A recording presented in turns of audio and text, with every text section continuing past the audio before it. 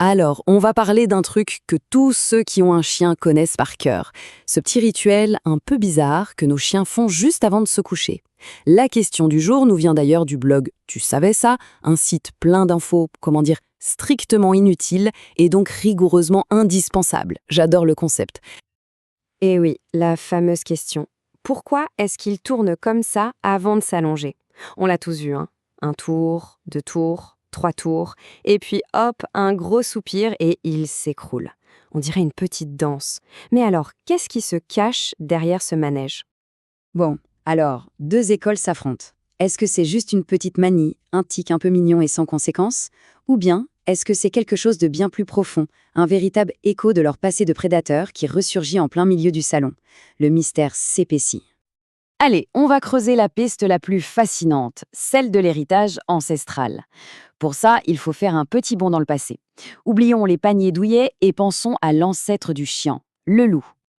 Et figurez-vous que, oui, les loups font exactement pareil. Mais attention, pour eux, ce n'est pas du tout pour faire joli. C'était une question de survie pure et simple. Dans la nature, quand on tourne en rond, on piétine les herbes hautes, on tasse la neige, bref, on se fabrique un petit lit un peu plus confortable et surtout plus chaud. En fait, il y avait trois raisons principales à ça. D'abord, le confort, évidemment, aplatir les broussailles pour se faire un petit nid douillet. Ensuite, la sécurité. En piétinant, on fait fuir les bestioles pas sympas, genre serpents ou insectes, et on vérifie qu'il n'y a pas un caillot pointu juste là où on veut dormir. Et enfin, la température. On gratte un peu le sol pour trouver de la terre fraîche en été, ou au contraire pour s'isoler du froid en hiver. Ingénieux, non? Ok, donc c'est une question de confort et de sécurité. Mais ce n'est pas tout. Ce petit tour de piste, c'est aussi une histoire de communication, de messages secrets laissés sur le sol. Alors là, il faut qu'on parle d'un truc un peu technique, mais super intéressant. Les phéromones.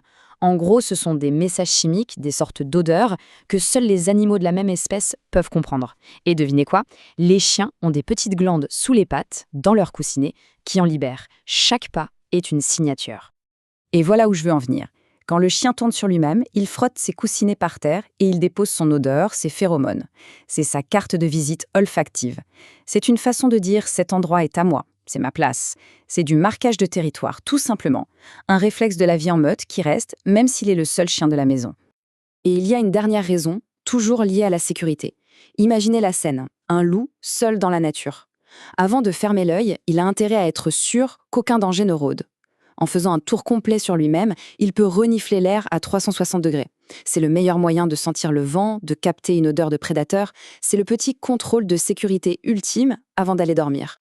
Bon, d'accord, tout ça c'est très logique pour un loup dans la forêt. Mais notre chien, lui sur son coussin ultra moelleux, pourquoi il continue?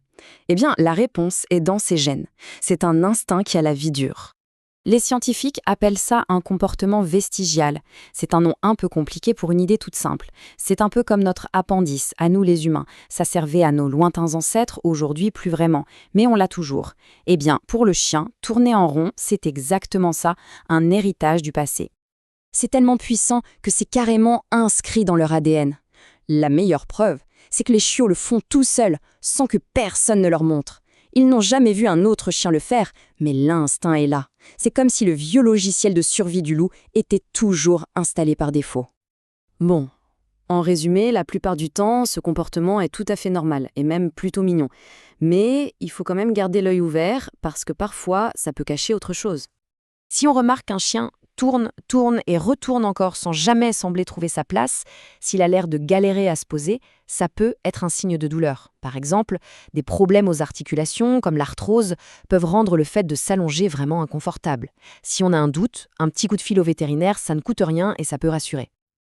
Allez, pour finir en beauté, je vous ai gardé quelques petites pépites, des infos un peu surprenantes sur ce fameux rituel, parce que c'est encore plus fou qu'on l'imagine. Première info sympa, tout comme il y a des droitiers et des gauchers chez les humains, il y a des chiens tourneurs à gauche et des tourneurs à droite. Observez bien, il y a de grandes chances pour que votre chien ait son sens de rotation préféré. C'est sa petite manie à lui. Alors là, accrochez-vous bien. Une étude très sérieuse a montré que les chiens ont tendance à s'aligner sur l'axe nord-sud de la Terre quand ils font leurs besoins. Si, ça veut dire qu'ils sont sensibles aux champs magnétiques terrestres. C'est dingue. Et on pense que cette sensibilité pourrait aussi jouer un rôle dans la façon dont ils choisissent de s'orienter pour dormir. Et quand il gratte son panier ou sa couverture comme un fou juste avant de s'effondrer dessus, eh bien, c'est tout simplement la version 2.0 du piétinement des hautes herbes de ses ancêtres. L'instinct est toujours là, il s'adapte juste au matériel. Et pour la petite histoire, sachez que dans le temps, certaines personnes prenaient ce rituel très au sérieux. On disait que si un chien tournait plus que d'habitude, c'est que le temps allait changer. Une sorte de station météo sur pattes. Voilà, on termine sur cette réflexion. Finalement, ce simple petit tour sur soi-même, c'est un rappel fascinant que même dans le plus domestiqué de nos compagnons, il y a toujours une part de loup qui sommeille. La prochaine fois qu'on le verra faire sa petite danse, on pensera peut-être un peu moins à une manière rigolote et un peu plus à toute l'histoire sauvage qu'il porte en lui.